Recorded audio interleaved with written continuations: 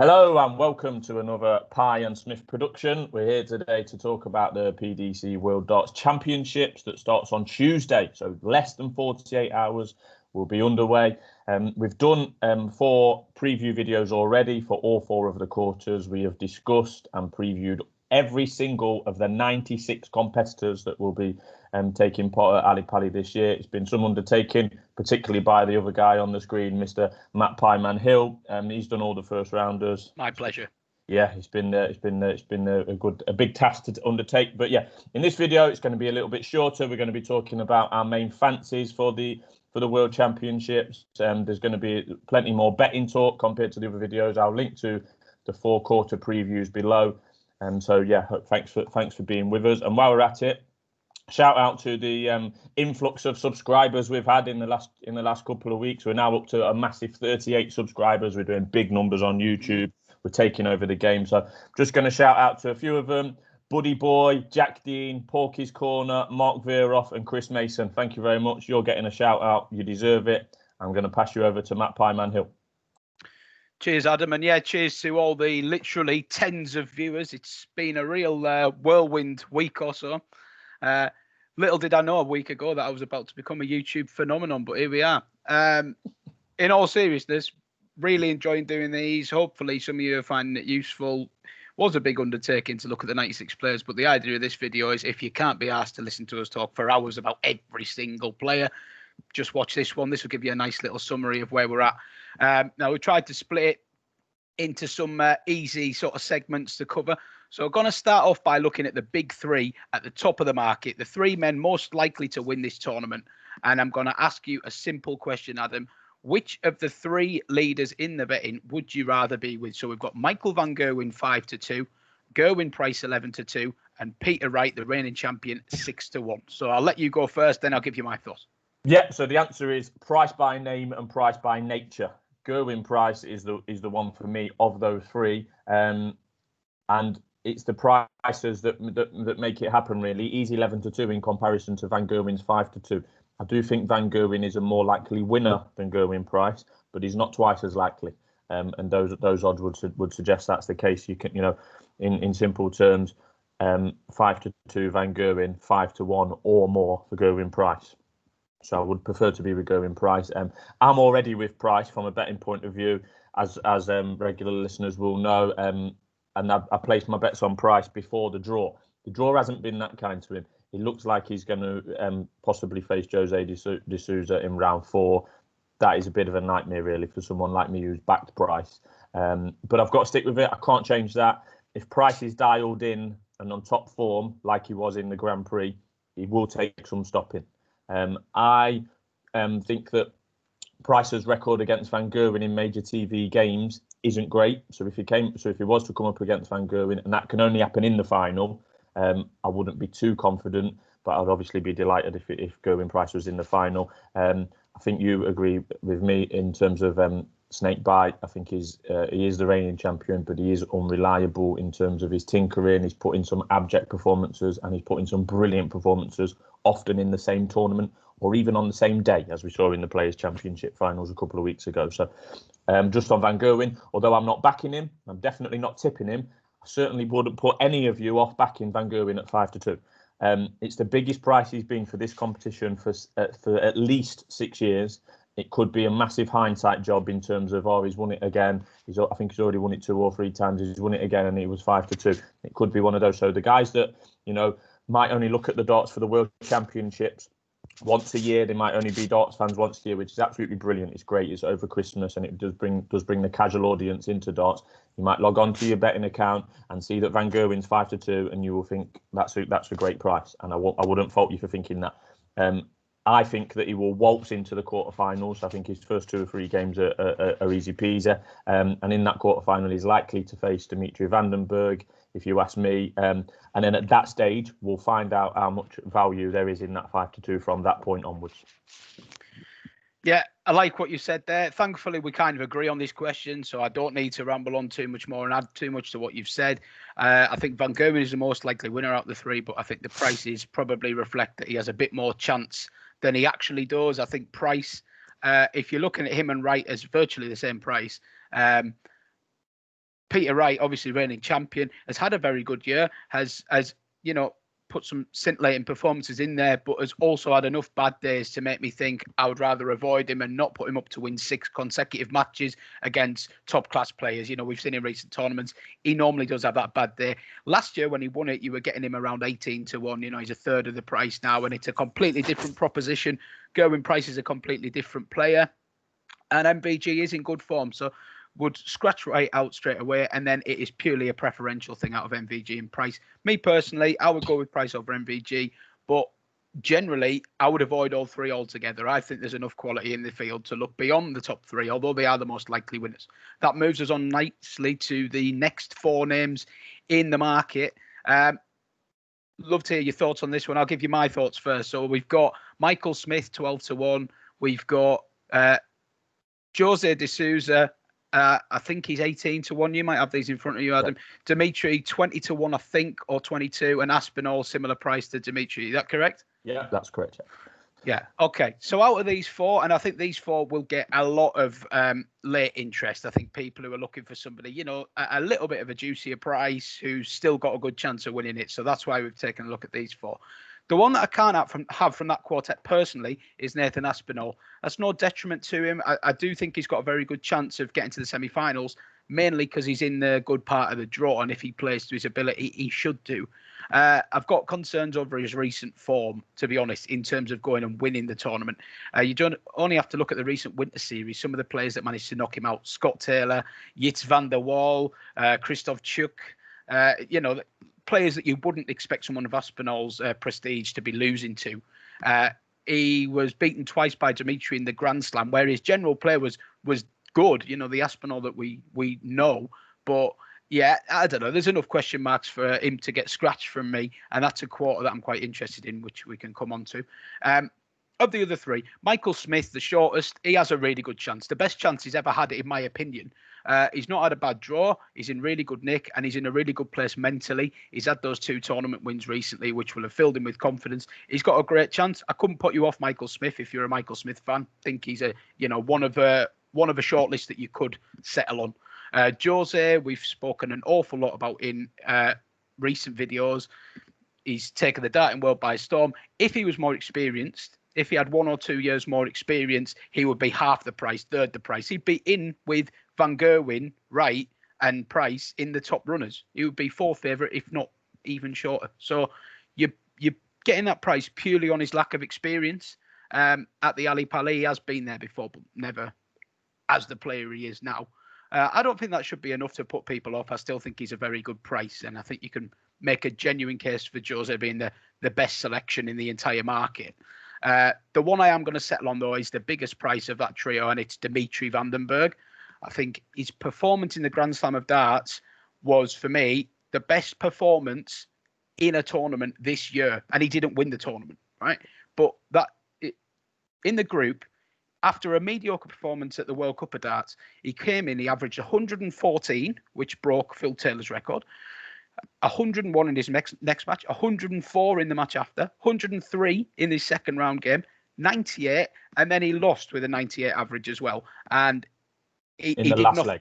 Yeah, he did nothing wrong in defeat, to be honest. He was sensational in that tournament.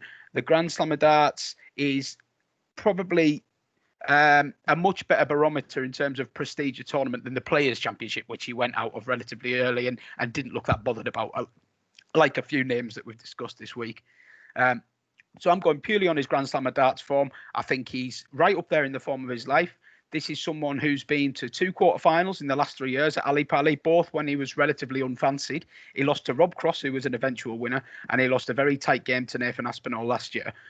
So there's a lot to like. I think 22-1. There might even be some 25 around, not sure. Is a very, very fair price, and Van den Bergh would be the pick for me. There's quite a big disparity between Dimitri's price on the open market of 22-1 and on the exchange is actually 30 on the exchange, which in comparison to other players, that's quite a big disparity. I call this quartet the chasing pack. It should be, to be honest, it should be 5 players. Glenn Durrant should be in there as well, but He's suffering has suffered with COVID, and in quite a longer terms than most people would suffer with COVID. Unfortunately, we covered that, but his form's fell off a cliff. If the Glenn Durant that was in that won the Premier League in early October, hadn't had COVID or was still in that form, he would definitely be in and around these prices. He's actually 33 to 1, which is not too far off these prices. But the chasing pack, if you like, would normally include Glenn Durant, but we don't know what physical form he's in. If he is back to top physical form, then he's got a right chance, and fair play to it. I think you've covered it quite well there, Pieman, to be honest.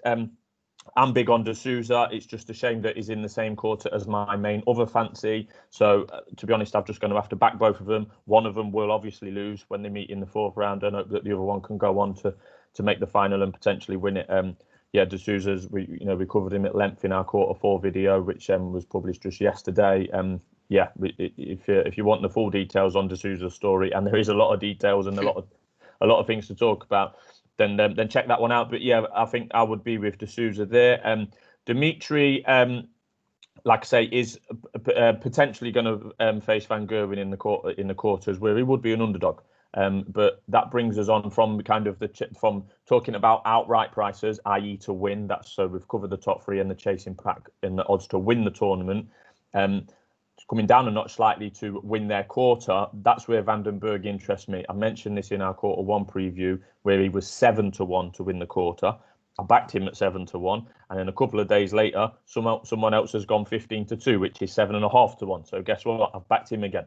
So that's backing Dimitri Van den Bergh to win quarter 1, or i.e. make the semi-final. To do that, he is likely going to have to beat Van Gerwen. But my argument is that if Dimitri Van den Bergh and Michael Van Gerwen played a game this afternoon, Dimitri Van den Bergh would not be 15 to 2. I know he's got to win a couple of games before getting to that stage, but I think he will. I'm confident he will get there. And then he's no way is he going to be 15 to 8 against Van Gerwen. So I can back him at 7.5 to 1 to win the quarter, and then I can lay him when he faces Van Gerwen at 3 to 1 maximum. That's my plan there. But that's diverging off the normal betting talk, if you like. But yeah, that would be my quarter bet. And there's a couple of outsiders that you fancy as well, Pieman. Yeah, I think your route in with Dimitri is probably the best one that anyone could take, to be honest. I mean, if you like the 22 outright or the 30 on the exchange just to win, then you've got to be looking at that 15 to 2 as a potentially massive price. Yeah, so obviously we looked at the top 3, then we looked at the next 4. So this part, we're going to just whiz through some of the outsiders that catch our eye, some of the ones that don't feature in that top 7, but still deserve a shout at the prices. I think one that we both agree on, and I could bring you in after myself, is Damon Heta, the Australian who we've been keeping an eye on all season. He is 66 to 1 outright, and I believe he's 10 to 1 to win his quarter, but I'll let you just confirm that. Now, Heta, for me, has been the most impressive man on the entire tour, maybe bar Jose de Sousa this year. Just for the fact that he's managed to lift his game to a completely new level. He's competing with the big boys in every single tournament. He very rarely averages anything outside the realms of between sort of 97 and 100. He's very, very solid. You feel like if he can make that improvement this quickly, how quickly can he continue to bridge that gap and get himself in there? This is a potential top 10 player we're looking at very soon, I think, if he carries on this way. Looking from a quarter perspective, he's had quite a tough draw, to be honest. Danny Baggish, first round, potential banana skin. Adi Lewis, maybe Glenn Durant in the third round. We know there's questions over Glenn's health. Hopefully not, but you do have to consider that. And then maybe Rob Cross or Dirk van Duijvenbode. None of those names, although they're all tough matches for him, none of those names scream to me Damon Heta cannot beat that man. So, to me, you're looking at him getting a possible quarter-final with Michael Smith. So, the 10-11 to 1 for the quarter got to be worth a look for me. Don't know if you've got anything to add on Heta before I chuck a couple of names in there. Yeah, so as you say, Heta's 10 to 1 for the quarter. He could have had an easier draw, potentially Adrian Lewis in the second round, 2-time world champion. Fell away somewhat over recent years, but still definitely has the talent. But the outright prices would suggest that Heta would be favourite against Lewis should he make it there. Heta is 66 to 1 to win the tournament, which is unlikely. and Lewis is 125 to 1. So, over double the price. So the match prices, should Heta take on Lewis in round 2, would be interesting, because it's kind of reputation and prestige Lewis against new kid on the block, Damon Heta. So that would be very interesting. But yeah, I'm on Heta. I think on something at like 190 or something, 200, something along them lines a few weeks ago. Again, probably from a trading angle. I'm not sitting here saying that Heta's going to make the final and win and beat beat the likes of Peter Wright or Gerwyn Price. But yeah, I think this is the most interesting quarter. And as we said in our quarter 2 preview video, a lot of players in this quarter have a lot of questions to answer. Michael Smith has less questions than most in the quarter, and Damon Heta also has less questions than most. Like you say, he's been consistent this year in around that 96, 97 average. Don't really care if he's playing on the floor, on the stage, or who he's playing against. So in that little mini section at the bottom of section 2, Heta does make a lot of appeal. Yeah. Just echoing all that you've said there. Another man at the same price outright that I'm definitely got on my radar, Simon Whitlock at 66 to 1. The Wizard has been sensational this year, rolling back the years. Every time he gets written off, he seems to come back with a new lease of life. He's most people will focus on his 3 TV wins over Michael van Gerwen, quite rightly so as well. They were all fantastic. He really is the only man in the PDC that seems to have a hex on van Gerwen at the moment. Bit of a shame that they're not likely to meet until the very late stage of this tournament. But there we are.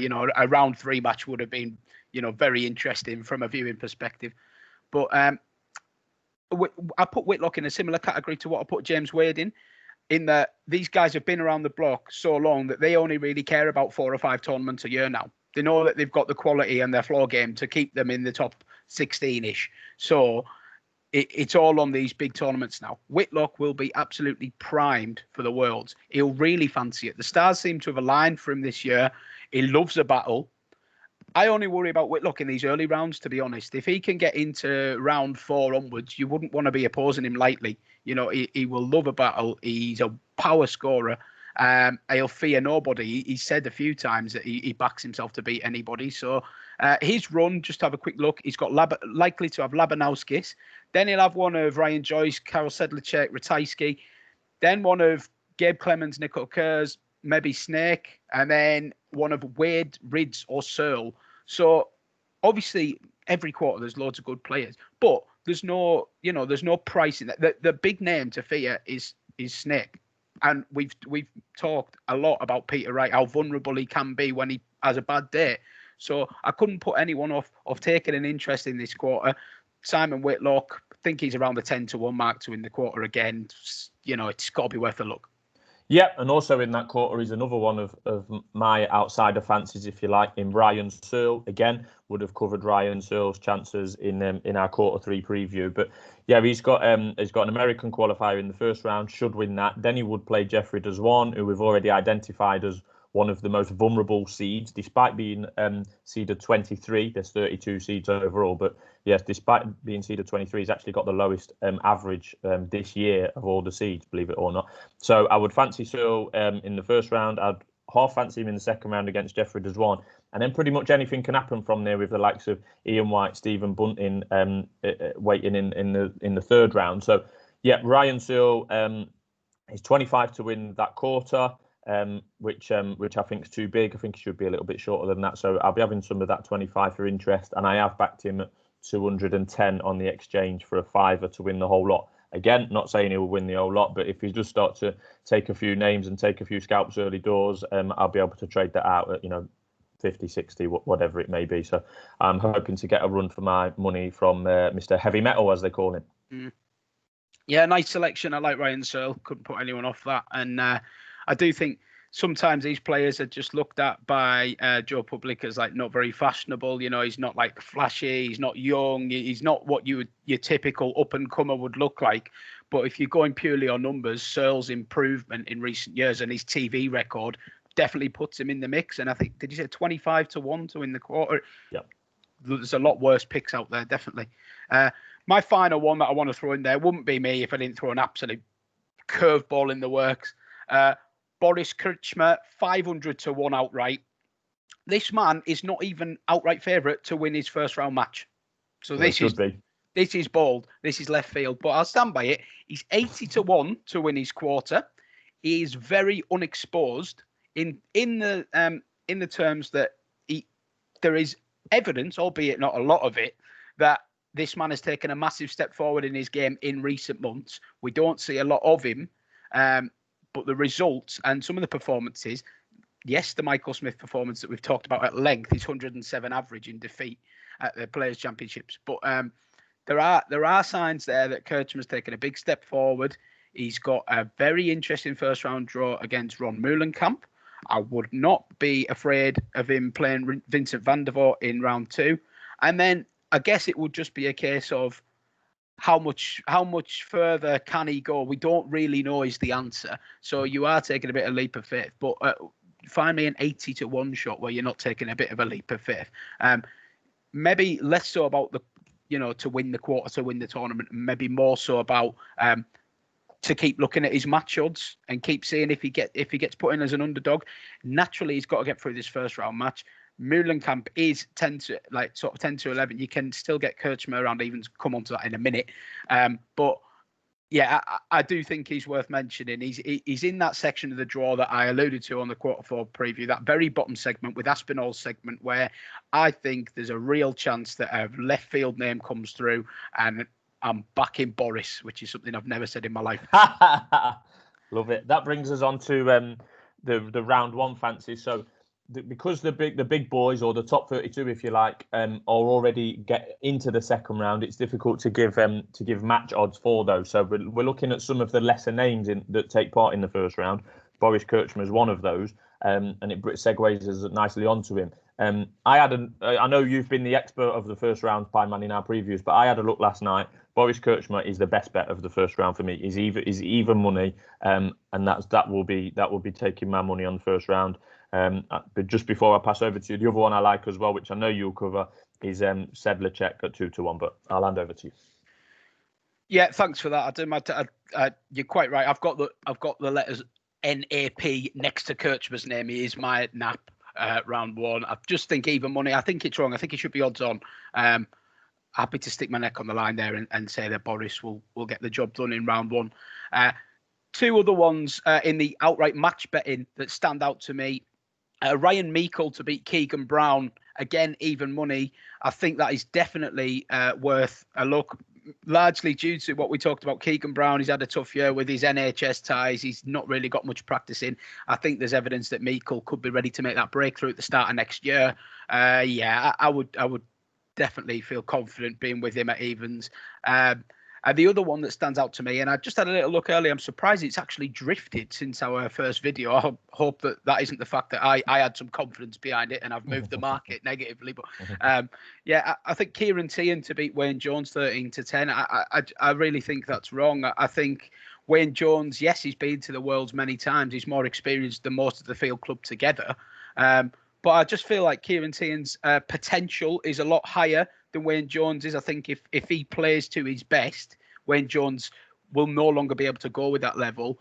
I think young players generally get fired up for the Ali Pali. You know, it's a chance on TV. They know all the mates are watching, all the family are watching. I fully expect Kieran Teehan to play close to his best of his ability, and I think he'll beat Wayne Jones. I think 13-10, really worth a look. Now, I haven't put it in my 3 singles because I would be proposing those 3 as a trixie for anyone who was looking for like a solid interest. But I will definitely give a shout out to the Sedlacek price. We talked about it in the video. Sedlacek is 2-1 against the 2-5 available for Ryan Joyce. That is one of the best matches of the first round. And the main theory behind the Sedlacek value that we have both sort of eyed up is that his averages to get to this tournament have been around the 96, 97 mark, which is good enough to put him, inside the top 10 averages of the entire PDC tour. So we know he's banging form. He arrives here with the form of a seed, really. If he plays like that, you could get with him quite confidently against Joyce, because Joyce, for all he's done at the Ali Pali, and he is also a player that I know we both like. Yeah. He's not in great form himself, and I just think when the price is wrong, you have to take any sort of like personal feeling out of it. Like, we like Joyce, but if his price is wrong, his price is wrong. And I would think that the handicap market in favour of Sedlacek would be worth a look for anyone who was interested. I just want to put, I've got 6 more for you that I'm going to whiz through. These are the round 1 people that I am cursing. I'm going to put them up to win 3-0. So we've got... Yes. So we've got 3-0 six-fold. We have a 3-0 six-fold. Yeah, we do. Although I would... They're all odds against these selections, so I would suggest putting them in some kind of, maybe not a lucky 63, but something. This will give you a bit of entertainment. Trebles and yeah. I'll put it in the description so you can all laugh at Pieman in the comments. All right, let's go trebles and up. Bit of confidence, right? Okay, got Martin Kleermaker to beat Cameron Carollisen 3-0, 11-10. Jason Lowe to beat Dmitry Gorbunov 3-0, 11-10. Steve West to beat Amit Gilitwala 3-0. Even money. Callan Rydz. I love this. Callan Rydz to beat James Bailey 3-0, 13-8. Max Hopp to beat Gordon Mathers 3-0, 12-5. And the juiciest price of the lot, and I think this is one of the strongest. I'll stick my neck on the line. Madar's Razma to beat Suzuki 3-0, 5-2. Think it's the wrong price. Would stress that. I want to finish on that one. That's the wrong price. So we'll put them in the description. Yeah, great. The only other thing we was going to touch on was the finalist market, which isn't really my kind of party, to be honest. But my 2 main fancies are Price and De Sousa, and I do think MVG will threaten to make the final, if not win the whole lot. So MVG versus De Sousa final, don't matter who wins, you're just naming the finalists. MVG versus De Sousa is 25-1, and the obvious one, MVG versus Price, they are seeds 1 and 2, is 8-1. If that takes your interest, it doesn't particularly take mine. I think that they don't take mine either, personally. But I think if you were of the opinion that MVG and Price are, both going to go well, that 8-1 worth a look. I've gone a little bit more left field. I've also gone Jose De Sousa, and then in the other half we've gone for Dmitry, who we're both liking. And a Jose versus Dmitry final is 125-1. Seen a lot worse. For a couple of quid, if you're looking for a long shot interest, 2 people we both expect to go well, and yeah, I think that is it. I'm hoping I'm not going to concern you too much by saying we're intending to do videos kind of throughout the tournament as we go. Yeah, so we're going to aim to do a quick 10 or 15 minute, as many days as possible. Hopefully every day if we can, depending on Christmas arrangements and work, etc. But yeah, we'll be just review what went on the night before. There's 3 or 4. I think there's 4 games a day in the early stages, and then any betting fancies for that evening coming up. So we're going to aim to us to it though if that doesn't pull off. But yeah, just to conclude really for me, unfortunately my 2 main fancies are in the same quarter, so I'm backing them both. I'm having exactly the same money on both I'm having as much money on both to win exactly the same amount, if you see what I mean. Gerwin Price is 5-1 and De Sousa's 18-1, so I'll be splitting my stakes on them, and then I'll just be hoping that whoever does win their 4th round game can go on and win. So Gerwin Price and Jose De Sousa for me, fingers crossed. Yeah, and just finally for me, as I've said in my little to make the final forecast, think that all of the top people have chances to a certain extent, but I'm happy to look elsewhere. I'm happy to go with Jose De Sousa and Dimitri van den Bergh in the current market. So hoping for a new name on the Sid Waddell Trophy. Absolutely. And if you've got any comments or fancies or bets yourself that you fancy, please let us know in the comments, and we're happy to embrace everyone's losers because we're going to have plenty. So thanks for listening, and we'll speak to you soon. Cheers.